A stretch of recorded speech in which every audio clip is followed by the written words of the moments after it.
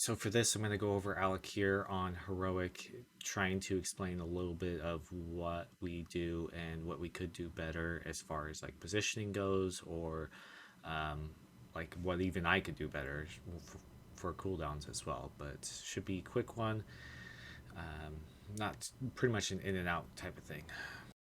All right, for Alkir, we're starting up front. I try and just stay in tank just to make it a little bit easier on the healers. Ideally, as an off tank for Feral, you want to try and get your group to allow you to be behind for the first phase, and just for the second phase, you should be tanking. I did miss my Fairy Fire, but that's fine. Like the Sunder debuffs are going up pretty quick. I'm going to try for another Fairy Fire as soon as I possibly can. I did accidentally taunt when I shouldn't have, but just communicate with your other tank. Communicate with your group of where things are when the wind burst is coming out for this first phase, and ideally you want to try and be in the middle for when it gets knocked back, but you can also feral charge in bear form back to him. So that is a good thing that I even try to do when I'm DPSing is I'm swapping the bear real quick and using my charge back just so I'm back on the boss and doing as much damage as possible. So phase two has already started, and because we are just pumping this boss down, I'm going to taunt the boss off. We're actually having our blood DK tank the ads for this.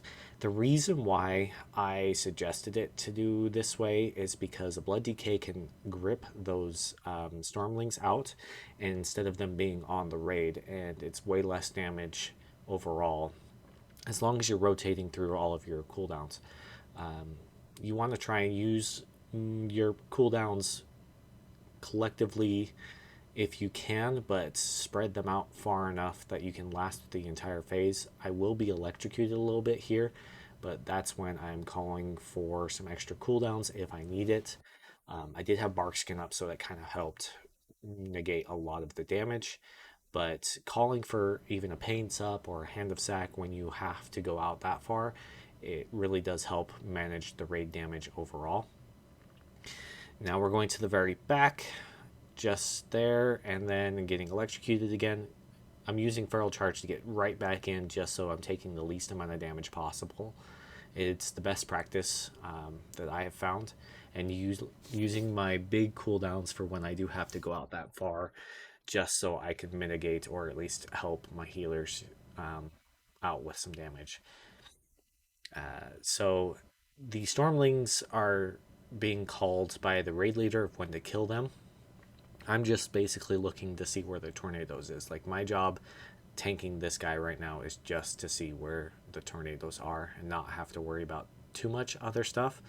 Uh, the other tank does the other tank does a really good job just making sure that the ads are away from the group and it's calling to kill them because he's also looking at the timer. I am just making sure I have cooldowns, checking my cooldown timers, and uh, calling out the extra stuff when I do need an external cooldown. Main focus is to not get hit by the tornado in this phase. If you get hit by a tornado, you are pretty much dead and it's going to be a wipe. We did end up one-shotting it on this attempt, which is really good for us because we were trying to get as much time to prog other fights if we needed to, or if we needed to have a little bit extra time for like a break or whatever. Um, the second phase is the longer one because we choose to lust in phase one just to push the amount of damage into this phase instead of into the first phase, because I think that the healers mathed it out to be more damage in phase one for us than in phase two. And each group is going to be different depending on how much DPS you're going to do. But yeah, pretty easy fight overall. It's just a matter of watching where everything is going. For the phase three transition, I will recommend one thing is if you start in the front of the boss, you're gonna be in the front of the boss. Where the tanks are on the phase transition is where the boss is going to spawn you at the end. So I would suggest you take him to the back of the room and do it that way.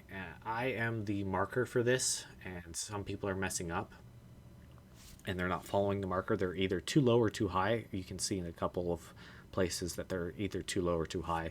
But as long as you follow your marker for this phase as well, hopefully it's either your tank or your raid lead that can call it out. I have a pretty good idea of where to actually be for each individual one of those, and not getting knocked into the storm when we do get knocked back. So that's why I'm the main position for this, is because I can just move freely, and I'm just DPSing at this point.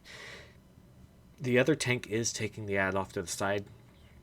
Ideally, you can kill that for the final bit, but it's go to the very top for the first part, go down twice, and then go to the very bottom, go up twice. Go to the very top, go down twice, go to the very bottom, go up twice. It's just rinse and repeat for this final phase. And the more people you have up, the faster the kill's going to be. Easy as that. All right, so hopefully this explained a little bit of what to do on Alakir. If you liked the video, go ahead and leave a like. If you didn't like something, leave a comment. If you have any questions, go ahead and leave a comment as well. I try and answer everything that I can see. Thanks.